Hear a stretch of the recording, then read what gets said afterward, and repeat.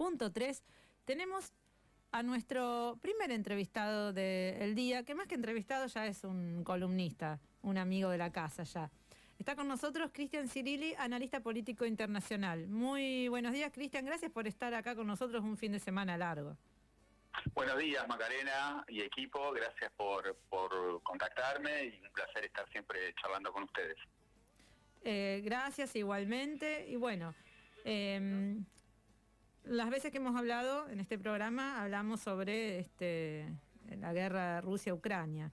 Hubo declaraciones del Papa muy contundentes para que nos cuentes cómo es el estado de situación y qué repercusión tiene para vos esto que dijo el Papa, que habló de una tercera guerra mundial. Bueno, el conflicto de Ucrania y Rusia últimamente casi que está desapareciendo de los grandes medios y ya no es un foco tan grande de atención. Esto nos podría dar algunos indicios sobre lo que está sucediendo. Primero, que las noticias dentro de la más media occidental no deben ser tan halagadoras respecto de sus expectativas, ¿sí? Y esto puede comprobarse fácilmente. Rusia se ha consolidado en el extremo oriental, en el Donbass, ¿sí? Ha consolidado sus operaciones allí y está realizando una serie de avances paulatinos, progresivos, exitosos, pero a un ritmo bastante lento, ¿sí? De consolidación, digamos. Rusia ha optado, ha pasado de una guerra de movimientos, relámpago, como usualmente se le dice, a una guerra de consolidación en el oeste y suroeste ucraniano, donde está tomando terreno poco a poco y consolidando terreno. Más allá de de los abastecimientos occidentales, que no han parado de llegar, Rusia se ha demostrado que la guerra del gasto, que tanto fue proclamada en los medios... Para debilitar terminó fortaleciendo. Toda la política de sanciones, bloqueos, embargos y lo que se llama la gran política de cancelación, conjuntamente con un auxilio y abastecimiento material hacia las tropas ucranianas, ni hablar también del asesoramiento en inteligencia, que eso está omnipresente, decían que iba a flaquear la capacidad militar rusa. No parece ser así. Muy por el contrario, poco a poco en los distintos frentes se va avanzando. El punto de inflexión fue la captura de la ciudad de Mariupol. ¿Sí? Es una ciudad fundamental porque primero porque está bañada por el mar Azov. Al tomar Mariupol, esto fue hace muy poco tiempo, Rusia consolida el Donetsk con Crimea, hace un corredor terrestre y el mar de Azov prácticamente lo toma como un mare nostrum. Ese fue un punto de inflexión fundamental. No hubo forma de rescatar lo que quedaba del batallón Azov en el complejo de Azovstal, que es una especie de acería, ¿sí? Enorme, donde fue el último refugio, y allí se rindió definitivamente. Eso fue un golpe propagandístico tremendo para Ucrania y para Occidente, porque era una ciudad emblemática, ¿sí? Para Ucrania en particular. A partir de allí, el frente oriental se está cayendo a pedazos, digamos, paulatinamente. Por ejemplo, ustedes saben que el frente oriental básicamente son los ex-oblast, hoy repúblicas populares independientes, de Lugansk y Donetsk. En Lugansk en estos momentos se está viendo combates muy fuertes por la ciudad de Severodonetsk, que a pesar de que se llama Severodonetsk, es en Lugansk. Y ahí está ocurriendo algo muy similar a lo que pasó en Mariupol, donde se refugiaron en un complejo de acerías. Ahí también la resistencia ucraniana se está refugiando en una acería que se llama Azot. Está ocurriendo exactamente el mismo episodio. En el frente de Slaviansk, que eso es en Donetsk, está ocurriendo también lo mismo. Está habiendo combates y una progresión lenta pero firme de las fuerzas rusas. Y lo mismo está ocurriendo también en el frente sur, ¿sí? En la parte de Nikolaev, que los rusos ya tomaron una ciudad fundamental porque está en el estuario del río Dnieper, que es la ciudad de Kimburg-Spit. En definitiva, para no dar tantos datos técnicos, Rusia se está consolidando en esa zona. Esto hizo advertir, que seguramente salió en letra chica, pero tengan en cuenta que hasta el secretario general de la OTAN, Jens Stoltenberg, habló de buscar una paz con Rusia. Cuando antes eso era imposible que salga de la boca de un alto funcionario. Habló e inclusive dijo que habría que tener en cuenta la posibilidad de hablar de territorios. O sea, lo que dio a entender el Stoltenberg es que Ucrania debería ceder territorios para alcanzar una paz negociada. A mi juicio particular, yo creo que esto no sería un tratado de paz, sino una especie de armisticio, una especie de alto al fuego. Una rendición de Ucrania, digamos. Otra cosa. Claro, en realidad es como una rendición pactada, no incondicional, pero no es una paz. ¿Sí? Esto es lo que yo creo que podría llegar a suceder. Hace mucho tiempo atrás escribí que la única salida que yo veía para este conflicto era una partición de Ucrania entre un oeste independiente o anexado a la Federación Rusa, yo dije en aquel entonces un centro que sería la nueva República de Ucrania, que sería desmilitarizada y neutral, y un oeste que sería por ejemplo, una república occidental de Ucrania, que sería una república atlantizada, ¿sí?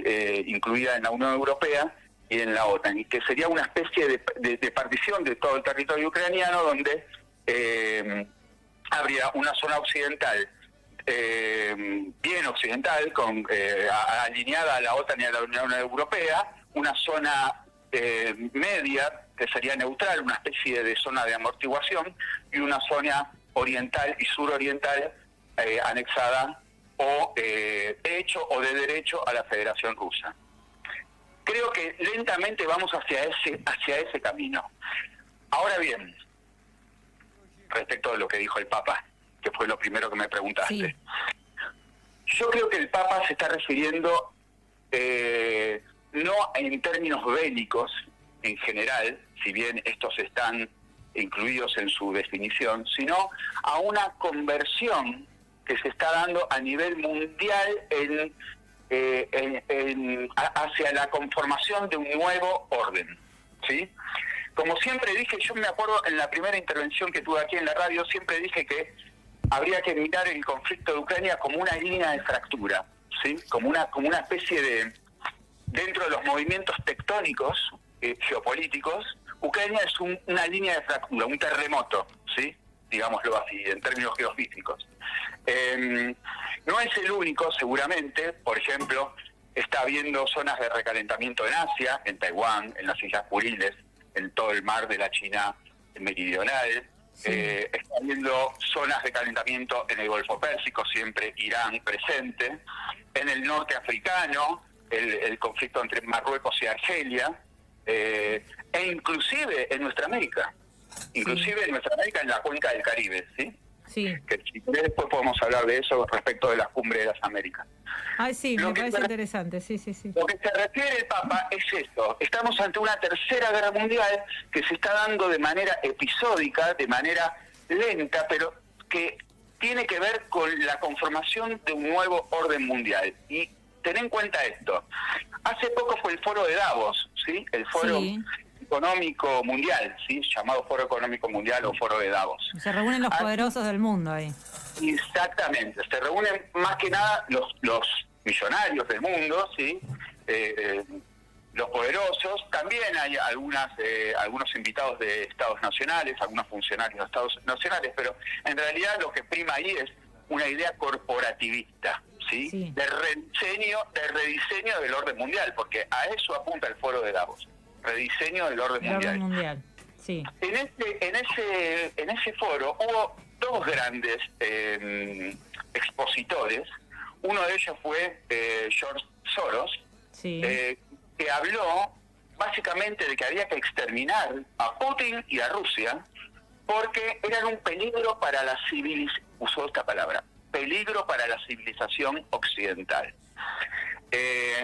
Por otro lado, habló Henry Kissinger, ¿sí? Que es uno de los grandes exponentes del Estado profundo norteamericano, ¿sí?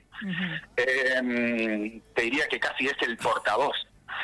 Sin embargo, Kissinger contradijo a Soros y dijo que en realidad Rusia era un elemento, increíble, ¿no? Era un elemento fundamental dentro del orden mundial y que Ucrania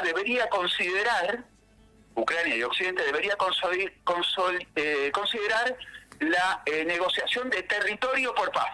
O sea, lo mismo que ahora dijo Stoltenberg. ¿Sí? Sí.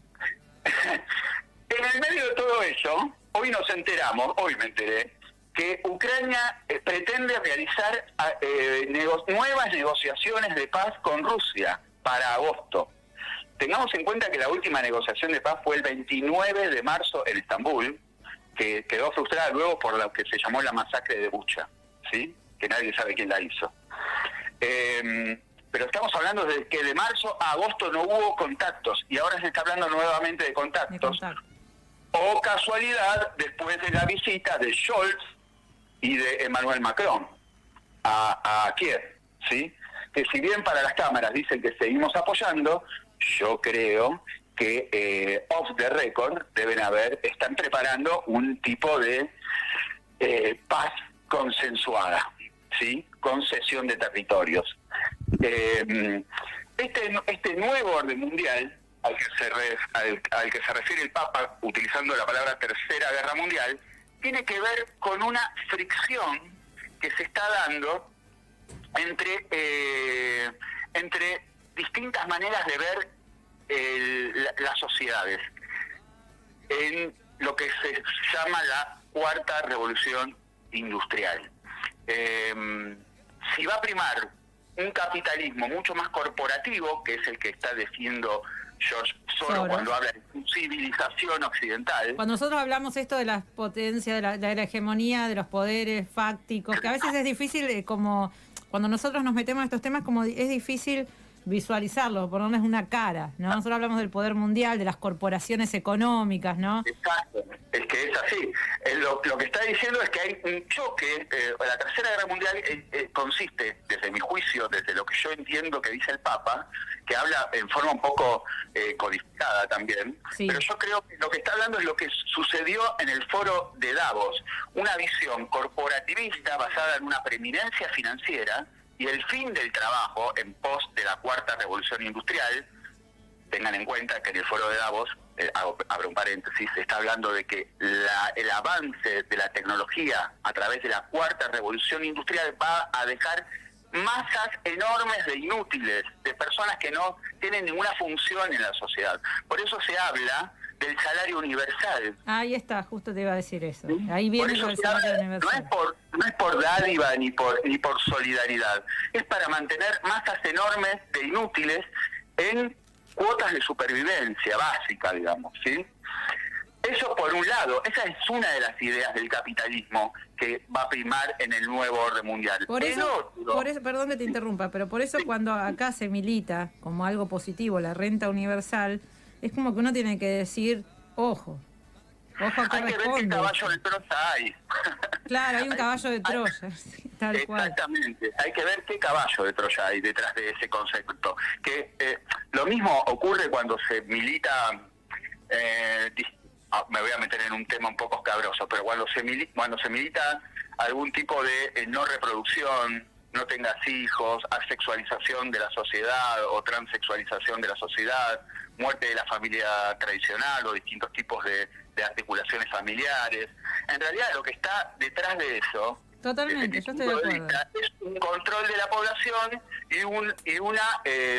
hay un concepto malthusiano de no reproducción. ¿Por qué? Porque esta cantidad de masas inútiles, imagínate si se siguen reproduciendo, sería insostenible mantenerlas. Pasa que cuando uno habla de esto, yo estoy de acuerdo, de hecho he escrito sobre eso.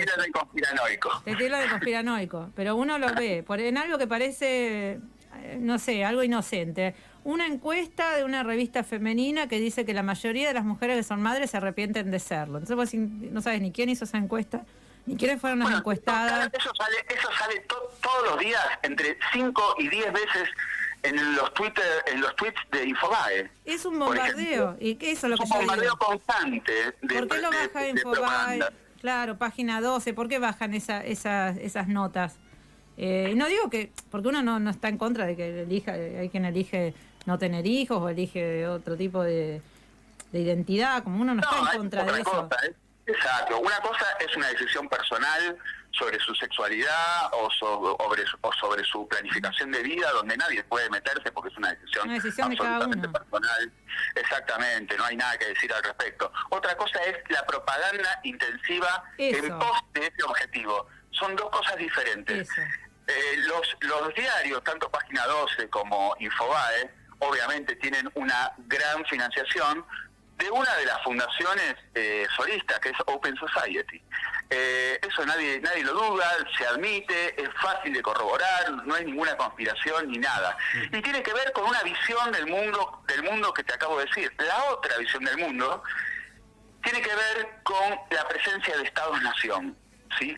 Mejor dicho, la preservación de los Estados-nación, porque en la otra visión, el Estado-nación es un simple gestor, un simple articulador. Aquí estamos hablando de Estados-nación soberanistas, intervencionistas en la economía, protectores de la población, que puedan tener un poder de arbitrio sobre la macroeconomía, que haya una preeminencia de la economía material por sobre la preeminencia de la economía financiera y, en fin, una supervivencia del trabajo humano. O sea, estas son las dos cosas que estamos viendo. Eso es lo que está en juego. Esos son esto es lo que está en juego. Esta es la Tercera Guerra Mundial. Esto es la guerra conceptual que está debajo de todas estas líneas de fractura, como la de Ucrania, como la de Taiwán, como la de las Islas Kuriles y tantas otras. Lo que está en juego son conceptos sobre el capitalismo que se viene. Y vos fíjate, ayer, o antes de ayer, no recuerdo ya, ocurrió el Foro Económico de San Petersburgo, ¿sí? Donde habló el presidente Vladimir Putin. Sí. El Foro Económico de San Petersburgo me hace acordar mucho al foro social de Porto Alegre, no sé si se acuerdan ustedes, año 2001, cuando empezaba a entrar en crisis el neoliberalismo en prácticamente todo el mundo, pero fundamentalmente en América Latina. Acordate, 2001 está allá Argentina, el gran alumno del neoliberalismo, el gran alumno. Me hace acordar mucho el Foro Económico de San Petersburgo hoy al Foro Social de Porto Alegre del 2001. ¿Qué dijo Putin? Una de las cosas que más me llamó la atención. Por supuesto, habló de todas las consecuencias económicas que no tenían que ver con el conflicto de Ucrania. Él lo subraya eso, sino con condiciones precedentes y condiciones de diseño, dice él. ¿Sí? Sí. No lo dice con estas palabras, pero lo dice. Y dice que lo que se viene es que la economía de las entidades imaginarias, usa esta palabra, la economía de las entidades imaginarias está siendo reemplazada por la economía de los activos reales. Miren la definición que utilizó Putin. Para mí es brillante, porque en realidad eso es lo que acabo de decir. Es una economía corporativa con preeminencia financiera versus una economía mixta con corporaciones y Estados-naciones, fuertes, soberanos e intervencionistas, con preeminencia de la economía material, ¿sí? Allí se va el destino de la humanidad. Así lo digo. Te pregunto, ¿no? Nosotros, nuestro país, viendo que se da este debate, que lo que vos estás hablando acá, muy pocos medios tienen este debate. En muy pocos medios se da este debate. Es verdad, casi que no existe. Es un debate que casi no existe, y bueno, y menos que en el programa, en la televisión, en los canales principales, menos que menos. Sí se hablaba de una forma sensacionalista, en su momento, como decís vos, parece que ahora la guerra no como si ya hubiera pasado, ¿no? Como que ya no existe. Sí. Entonces yo lo que te pregunto, nosotros, nuestro país, ¿de qué manera se da este debate? Si es que se está dando este debate, si vos crees que se está dando este debate de esta disputa entre dos mundos, vendría a ser, ¿no? De este nuevo orden mundial. ¿Se está dando o directamente estamos optando por un camino? Bueno, yo creo que sí. No hay un debate en sí mismo, pero sí hay fuerzas que están en puja, en tensión y en una relación dicotómica, digamos, por decirlo de alguna forma. Por ejemplo, en el gobierno argentino, dentro del gobierno argentino actual, por supuesto, ha asumido con algunas ataduras muy importantes. Básicamente la atadura de la deuda, sí, es una atadura muy importante porque sujeta toda la macroeconomía a un pasivo exigible que encima, para colmo, está sometido a revisiones trimestrales. Es prácticamente imposible mantener cierta soberanía o independencia sobre la economía propia.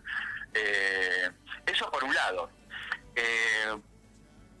En ese sentido vamos a ver cantidad de situaciones donde Argentina prácticamente está sometida al discurso de Davos, ¿sí? Lo podemos comprobar, los ejemplos huelgan, pero sí, Argentina se define como parte de Occidente. La gira la última gira de Alberto Fernández fue hacia dos países. El discurso fue hacia dos países centrales del occidente colectivo, como Francia y Alemania, que son el eje económico de Europa. Más allá del discurso de la cumbre de las Américas, que fue un discurso bastante desafiante, sí. Por otro lado, se está invitando a Estados Unidos a la CELAC y se habla de un mercado energético y alimentario común con los Estados Unidos, coordinado por los Estados Unidos. Entonces, por ese lado, yo te diría que hay como un triunfo de una visión. Pero por otro lado, Argentina suscribió a la iniciativa de la Franja y la Ruta China, que sería el lado opuesto. Entonces, yo te diría que Argentina es un territorio de disputa. Y es un importante territorio de disputa. Ahora Argentina va a ir al G7. Sí. Fue invitada solamente Argentina al G7. Argentina también fue invitada al BRICS, que sería como el anti-G7. Entonces, Argentina es un territorio de disputa. Está prácticamente en una disputa de mentes y corazones, digamos, como dirían los norteamericanos, utilizando la metáfora vietnamita. Argentina está en un territorio de disputa. Estados Unidos lo jala por un lado, China lo jala por el otro. Porque detrás de Rusia siempre está China, ¿no? Claro, claro. Entonces Argentina está ahí, como que todavía no ha definido su lugar en el mundo. Por un lado, y es más, te digo más, dentro del país existen dos grandes, digamos, si lo pudiéramos clasificar, dos grandes visiones sobre si vamos a ser un país industrialista, desarrollista, o un país agroexportador con una burguesía compradora sometida ideológica y económicamente a cualquier imperialismo occidental, o a cualquier liderazgo, si no querés verlo así, a un liderazgo occidental. Entonces, siempre está esa dicotomía en el pensamiento político y económico.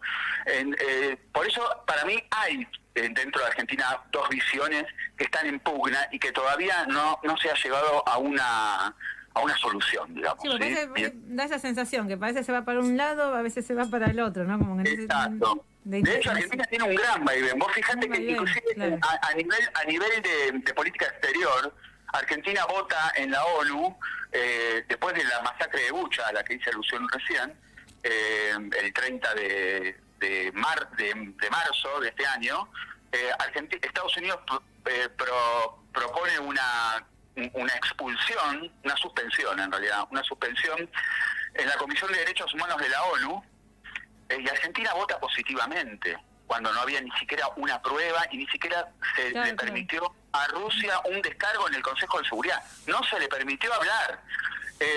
Pero por otro lado, pues sí, bueno, para mí fue escandaloso desde el punto de vista político. Pero por otro lado, Argentina mantiene las relaciones diplomáticas con Rusia y no se sumó al cóctel de sanciones. No se sumó. Entonces, tiene esa política de vaivén, de estar con un pie allá y un pie acá.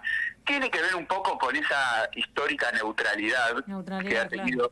Claro, que ha tenido. Pero lo que pasa es que a veces las circunstancias te exigen una toma de posición.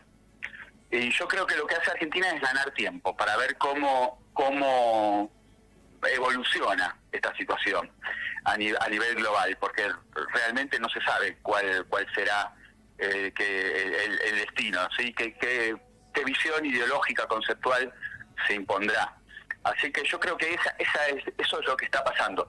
Por supuesto, en el marco de esta línea, entre comillas, ideológica, que para mí es más que ideológica, es práctica, de este gobierno.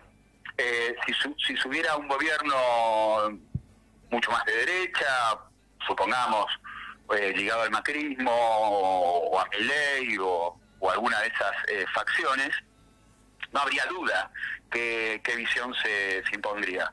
Se impondría una visión agroexportadora, sometida absolutamente de manera ideológica a la línea del Departamento de Estado norteamericano, se impondría la relación carnal, ¿sí? Acá, sí, acá mi compañero Carlos te quiere hacer una pregunta. Hola, Cristian. Hola, ¿cómo estás, Carlos? Buenos días, Carlos Ventosa de Otras Voces. Te hago una pregunta, porque me llamó la atención que hablas de esa pacificación. Y de esa pacificación, ¿qué tiene que hacer ahí Boris Johnson en reuniones con el presidente de Ucrania? ¿Es para formalizar la paz o para llevarle más armamento? No, bueno, tengamos en cuenta lo siguiente. Reino Unido se retiró de la Unión Europea. Reino Unido tiene una visión absolutamente diferente de Francia y Alemania. Uno cree que Europa es toda una sola. En realidad, no. Europa tiene varios matices, si bien obviamente está alineada a la política estadounidense, de manera, yo diría, vergonzosa. Hay matices dentro de ese alineamiento. El de Reino Unido es uno de los más belicosos y de los más descaradamente imperialistas. Francia y Alemania, que tienen, me parece a mí, otra visión. De hecho, Francia y Alemania nunca dejaron de tener conversaciones con Putin. Y de hecho la promueven. Esto tiene que ver también con sus vulnerabilidades propias, ¿sí?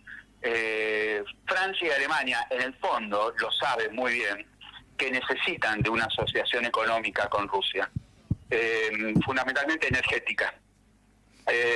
No así Reino Unido, que está absolutamente amalgamado a los intereses estadounidenses, absolutamente. Entonces, Boris Johnson, cuando va a Ucrania, va con promesas de asistencia material, de tratados de defensa mutua. De hecho, vos fijate, antes de la guerra, el único país europeo, mejor dicho, los únicos dos países europeos, pero como potencia hablo, que hizo un tratado de defensa recíproca con Ucrania fue Reino Unido. El otro fue Polonia, ¿no? Bueno.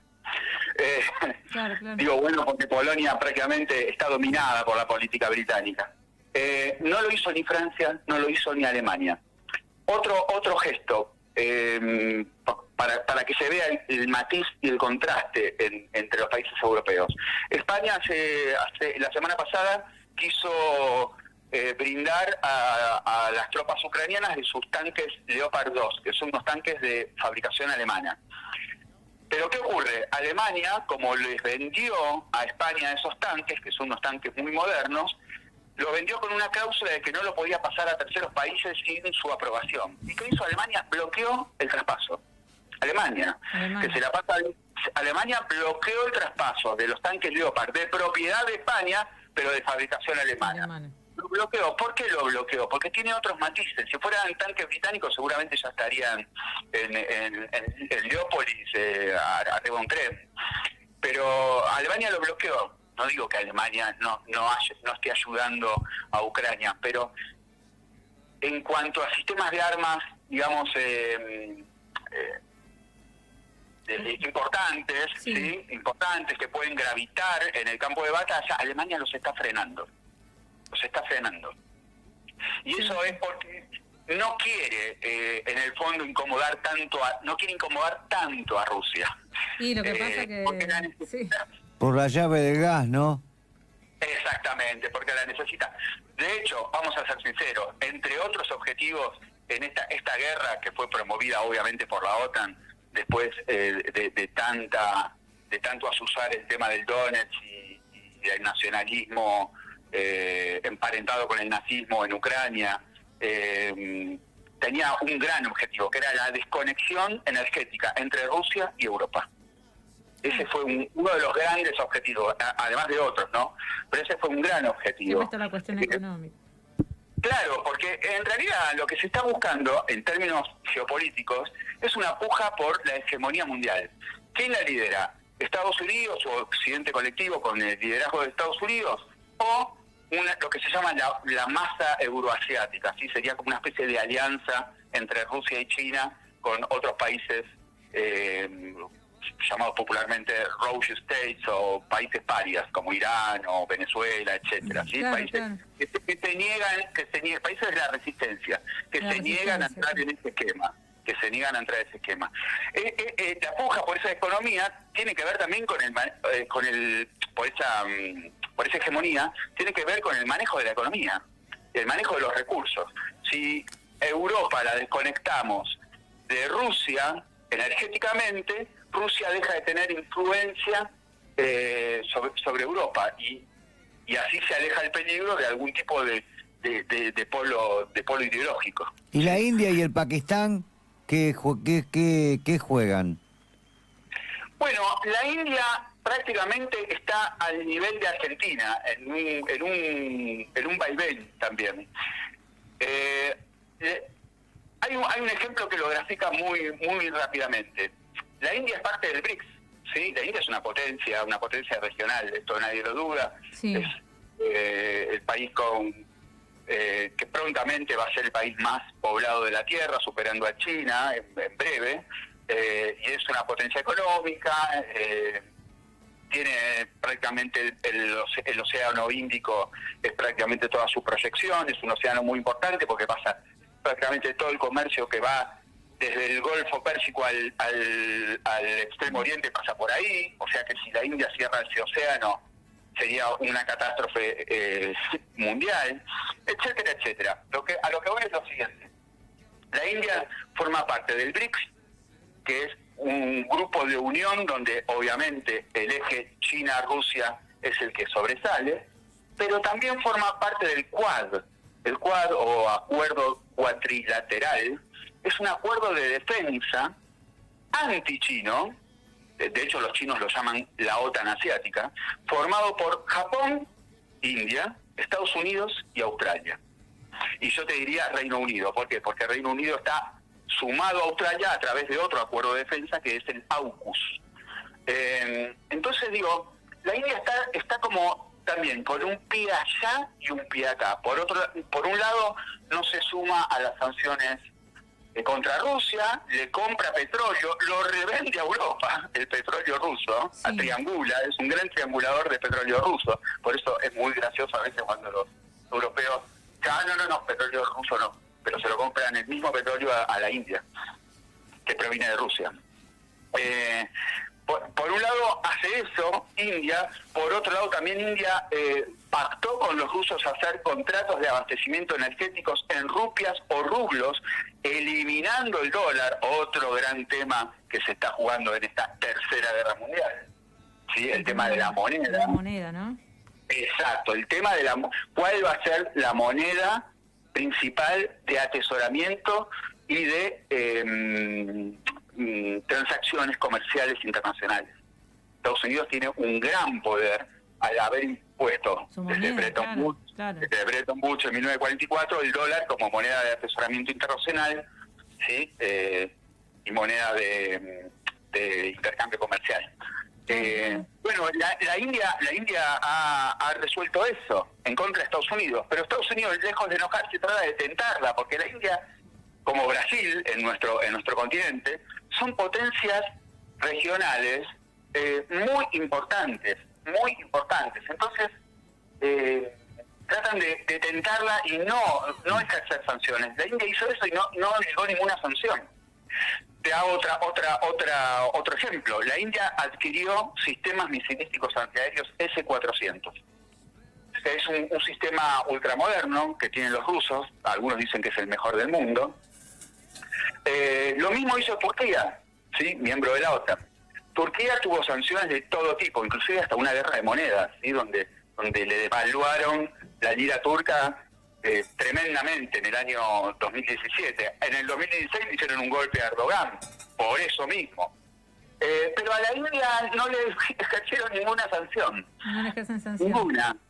Como no la tocan porque es como la dama del ajedrez, ¿sí? Es como una ficha clave. Una ficha que clave.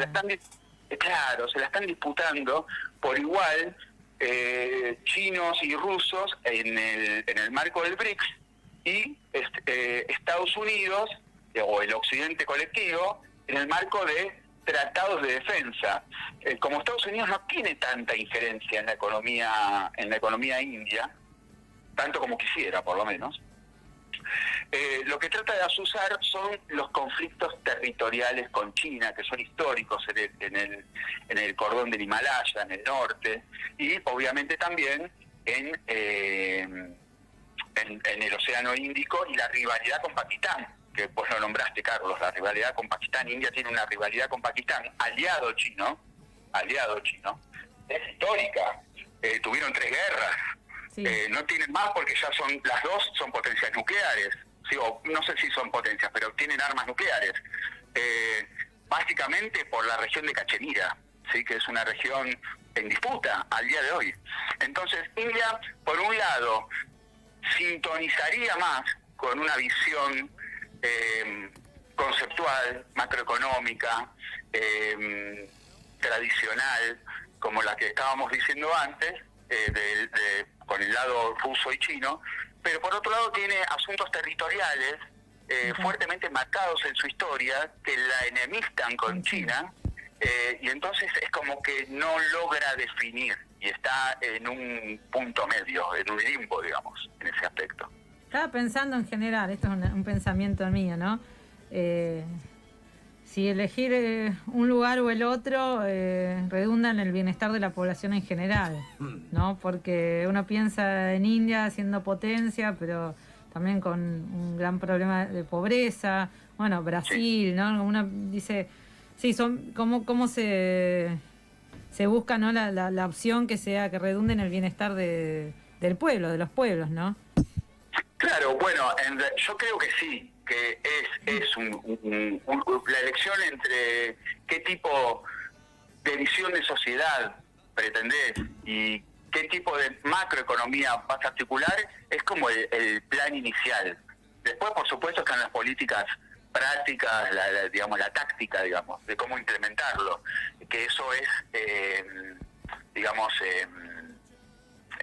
es una solución propia interna de cada gobierno. Yo creo en el fortalecimiento perdón que te interrumpí, del Estado-Nación, pero siempre, lo voy a decir muy así para que se entienda muy fácilmente, ¿no? Pero por ejemplo, obedecer a un imperio Estados Unidos, obedecer al imperio chino, y si vamos a estar explotados y vamos a estar los argentinos viviendo mal, y no nos conviene ninguna de las dos opciones. No, claro, claramente bruto, no. Sí, a ver si... No se trata de genuflexión hacia ningún imperio, sino, de hecho hay una palabrita que utilizan mucho tanto rusos como chinos, que es el multilateralismo. Utiliza mucho esta palabra, hace mucha acentuación en esa palabra. ¿Por qué hablan ellos de eso? Porque lo contrastan la visión de pensamiento único, sí, que es una visión largamente impuesta, hegemónicamente impuesta por el occidente colectivo. A partir de ahora, por ejemplo, ¿qué ocurrió? Para dar una idea de todo esto. 1989, Consenso de Washington. Todos saben lo que significa esas palabras, Consenso de Washington. Básicamente es un alineamiento hacia la política del Fondo Monetario Internacional, Banco Mundial, Departamento del Tesoro norteamericano. Eran políticas económicas de liberalización económica, reducción del Estado, expansión de las fuerzas del mercado. Esto lo escuchamos 1000 veces, ¿no? Lo seguimos escuchando. Y a nivel político es un alineamiento a las decisiones estratégicas del Departamento de Estado norteamericano. Eso a nivel político y económico. Bueno, el multilateralismo sería lo contrario a eso. No sería una liberalización económica, sino que sería tratados de Estado a Estado, ¿sí? Se supone de estados soberanos a estados soberanos, por supuesto. Después hay una correlación de fuerzas, ¿no? Negociar con los chinos no es fácil, no es fácil. Ya, por eso.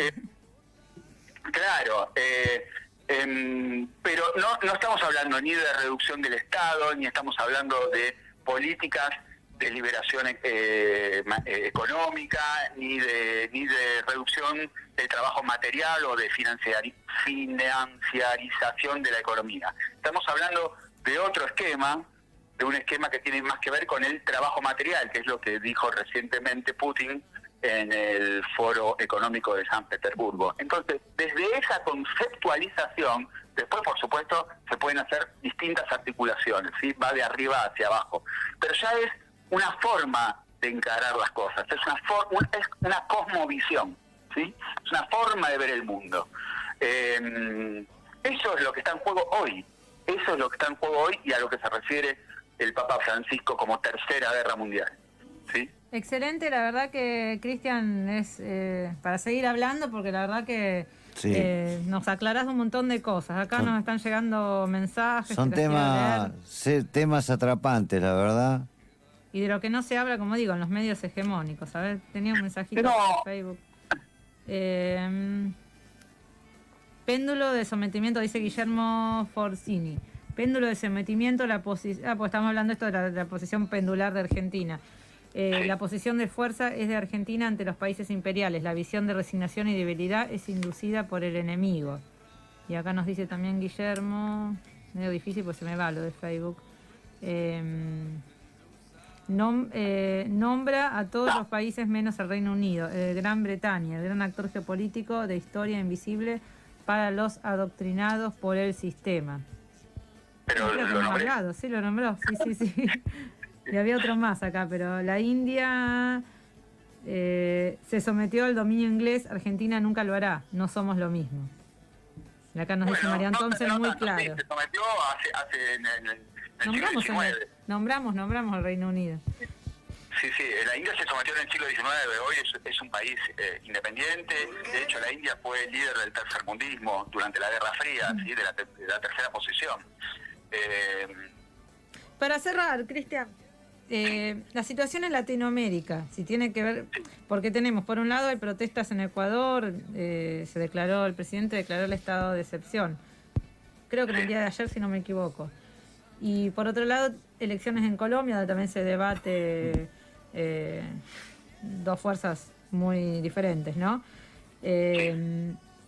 ¿Eso tiene que ver con esto, con este mundo multipolar? ¿Es otra cosa?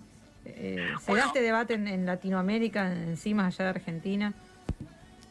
Seguramente. Bueno, toda situación global como la que está ocurriendo, por ejemplo, hay una crisis inflacionaria, bueno, en Argentina ni hablar, aquí se suma lo implícito con lo externo, ¿sí? Pero hay una crisis inflacionaria mundial, hay una crisis del trabajo, hay una crisis de los estados nacionales, hay una crisis climática, a veces creo yo un poco exagerada, pero la hay. Y todo eso, por supuesto, todo eso tiene todo eso repercute en las sociedades. En nuestra América Latina tenemos un gran problema, que es el problema de la distribución de la riqueza, ¿sí? Que es un problema, te diría, endémico de América Latina. Totalmente. Es un problema donde hay grandes masas fuera del sistema o a niveles de subsistencia, y burguesías, yo las llamo burguesías compradoras, así se le denomina, que son burguesías ligadas al negocio agroexportador y que están prácticamente encadenadas como eslabones al sistema económico de la metrópoli imperial, ¿sí? O occidental, digamos, que son muy ricas, ¿sí? Que son los ricos, que son los que, aparte, tienen una gran influencia administrativa, porque están, por ejemplo, enquistados en el sistema judicial, también tienen representación política, ¿sí? Yo no voy a esquivar el tema, pero Juntos por el Cambio es una representación política de la burguesía compradora argentina, ¿sí? Sí, sí. Es representativa de la oligarquía, de la histórica oligarquía terrateniente, y de grupúsculos ideológicos que coinciden con esa forma de ver, aunque no sean parte de la oligarquía terrateniente ni de la burguesía compradora. ¿Por qué? Porque aparte tienen un gran poder propagandístico, porque dominan los medios. Entonces, toda esta situación genera una injusticia social. Entonces, es lógico que haya demandas sociales, desde los desplazados, desde los olvidados, o como decía Chávez, los invisibilizados, ¿sí? Todo esto se ve mucho en América Latina, porque la desigualdad aquí es superior al resto del mundo, quizás comparada con África, posiblemente. No tengo datos exactos, pero a uno le viene a la mente que serían como dos grandes continentes atrasados en ese esquema. Argentina, a pesar de nuestra crisis económica, por lo menos ha tenido algunas situaciones de contención social. Argentina todavía preserva cierta cultura de solidaridad social. Aún. Esto puede dejar de existir mañana mismo. En Argentina, por ejemplo, el Estado, con sus fallas, con sus ineficiencias, aún sigue siendo un Estado presente. Lo ha demostrado, por ejemplo, lo demuestra con sus políticas de educación pública y de salud pública, aún con todas las fallas. Hay países que ni la tienen y ni siquiera se plantean tenerla. Argentina aún tiene, por ejemplo, planes de socorro social o de auxilio o de ayuda social, que no es algo habitual. Recuerden que en el 2001 no existía ni uno. Nada. Ni uno, ¿sí? Por eso también esa crisis. Porque eso, aunque no parezca, es una gran red de contención social. A veces uno dice, bueno, es una miseria, esto no alcanza para nada. Es verdad, pero es mejor tenerlo que no tenerlo. Claro, no es lo mismo decir, bueno, estoy esperando que voy a cobrar algo, aunque sea poquitísimo, pero sé que voy a cobrar algo, que no sé, que voy a poder comprar la leche, que voy a poder comprar esto, a directamente no esperar nada, no tener nada, o sea, que sea lo mismo al principio de mes que fin de mes. Como el plan alimentario también. Son, obviamente, no es que estoy, a ver que se entienda bien, no es que estoy consagrando estos elementos. Por supuesto que lo mejor es pleno empleo, un gran shock de consumo, o que tiene que ver con el desarrollo y el calentamiento de la economía. A lo que voy es que Argentina ha tenido políticas que merman la conflictividad social. La merman, no es que la eliminan, la merman. Pero esto no es habitual en el resto de América. Colombia ni hablar. Colombia se ha convertido prácticamente con el uribismo, se ha convertido prácticamente en una colonia estadounidense. Sí, pues eso es mucho lo que hay en juego realmente. Y también acá, como bien decís vos, es importante esto que lo aclares, porque es así, que uno piensa que ciertos derechos que son inamovibles o que nunca los vamos a dejar de tener, que hay sectores políticos que hoy están haciendo campaña con eso, es decir, vamos a sacar todos los planes sociales, en 6 meses tienen que terminar los planes sociales, hay que entrar a la provincia de Buenos Aires con metralleta, o sea, realmente esto de un día para el otro podemos no tenerlo más. Absolutamente, se milita sacar la indemnización. Por eso. Lo dicen claramente, pero aparte lo dicen claramente. Antes, por lo menos, antes te hablaban de pobreza cero, ¿sí? Así como una especie de eslogan ambiguo, muy vago, pero que bueno, por lo menos te hablaba de una... Era una mentira, una falacia, obviamente, pero por lo menos te hablaba de algún tipo de interés social. Ahora no, directamente te dicen lo que piensan hacer y que va a ser una política de shock. Una doctrina de shock. Y ni hablar ni hablar de los libertarios, ¿no? Porque ese es otro ni hablar, bueno, ni hablar.